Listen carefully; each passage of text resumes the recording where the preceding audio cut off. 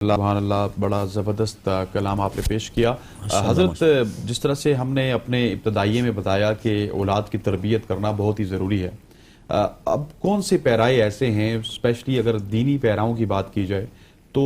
دین کے کون سے ایسے تقاضے ہیں جن کو سامنے رکھ کے ہم کو اولاد کی تربیت کرنی چاہیے، اور اس حوالے سے قرآن و حدیث ہمیں کیا سمجھاتی اور سکھاتی ہے؟ بسم اللہ والصلاة علی رسول اللہ۔ سب سے پہلے ABN نیوز کی پوری ٹیم کا میں شکریہ ادا کرتا ہوں کہ جن کے توسل سے ماشاءاللہ بہت علمی دسترخوان آپ نے سجایا ہے۔ دعا کرتا ہوں کہ اللہ رب العزت ہماری اس حاضری کو قبول و منظور فرمائے، آمین آمین۔ سب سے پہلے ہم نے یہ دیکھنا ہے قرآن مجید میں کس پرائے سے اولاد کی تربیت کے حوالے سے احکام جاری فرمائے ہیں۔ اولاد کی تربیت کے حوالے سے قرآن مجید کے اندر سورہ التحریم کی آیت نمبر 6 کے اندر اللہ رب العزت ارشاد فرماتا ہے، یا ایھا الذین آمنوا قوا انفسکم اہلیکم نارا، اور دوسرے مقام پر اللہ رب العزت نے سورہ لقمان کی آیت نمبر 26 میں واضح طور پر یہ ارشاد فرمایا کہ وَاعْلَمُوا أَنَّمَا أَمْوَالُكُمْ وَأَوْلَادُكُمْ فِتْنَةٌ، اور ایک جگہ پہ آتا ہے انما اموالکم والفتنہ۔ اب یہ دو قرآن کی آیتیں ہیں، اس میں اللہ رب العزت نے پہلی آیت میں فرمایا کہ اے ایمان والو، تم اپنے آپ کو اور اپنی اولاد کو، اہل والوں کو، گھر والوں کو اس آگ سے بچاؤ جو تمہارے لیے تیار کی گئی ہے۔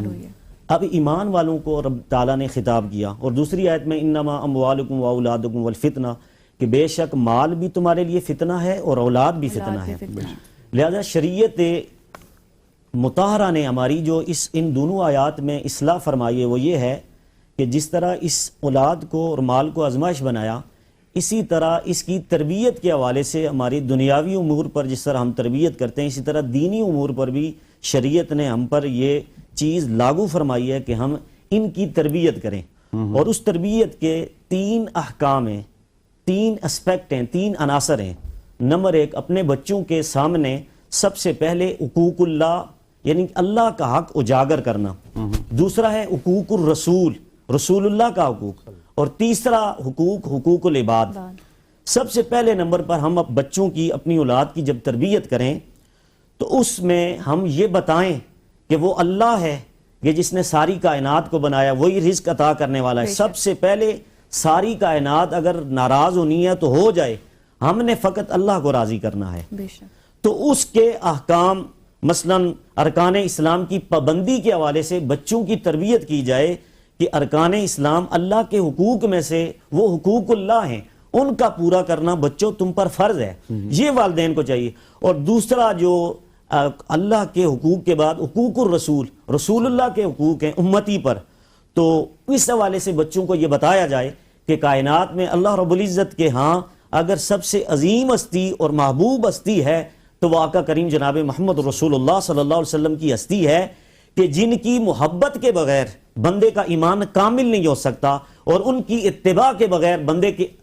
اعمال جو ہیں رب کی بارگاہ میں مقبول نہیں ہو سکتے۔ اور اللہ رب العزت کی بارگاہ میں ان بچوں کی اس حوالے سے تربیت کی جائے، بچوں کو بتایا جائے، جیسے کہ بخاری شریف کی حدیث نمبر 7 ہے، مسلم کی حدیث نمبر انٹرنیشنل نمبر کے مطابق 49 ہے، کہ میرے نبی علیہ الصلوۃ والسلام نے ارشاد فرمایا، لا یؤمن احدکم حتی اکون احب الیہ من والدہ وولدہ والناس اجمعین، کہ بندہ اس وقت تک مومن ہو ہی نہیں سکتا جب تک اپنے ماں باپ، اولاد، بھائیوں، اولاد میں سے بھی سب سے بڑھ کر حضور سے پیار نہ کر لے۔ بالکل حضرت، میں چاہتا ہوں کہ ہم یہیں سے آغاز کریں گے، جہاں پر وقت ہو چاہتا ہے ایک شارٹ سی کمرشل بریک، بریک کے بعد آ کے ایک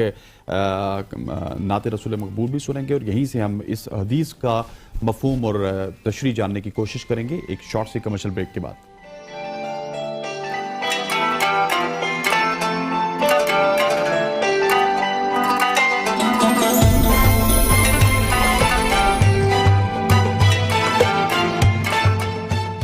New Glow and Lovely Bright UV Duo Sunscreen. Just 2 fingers और sun damage से no worry.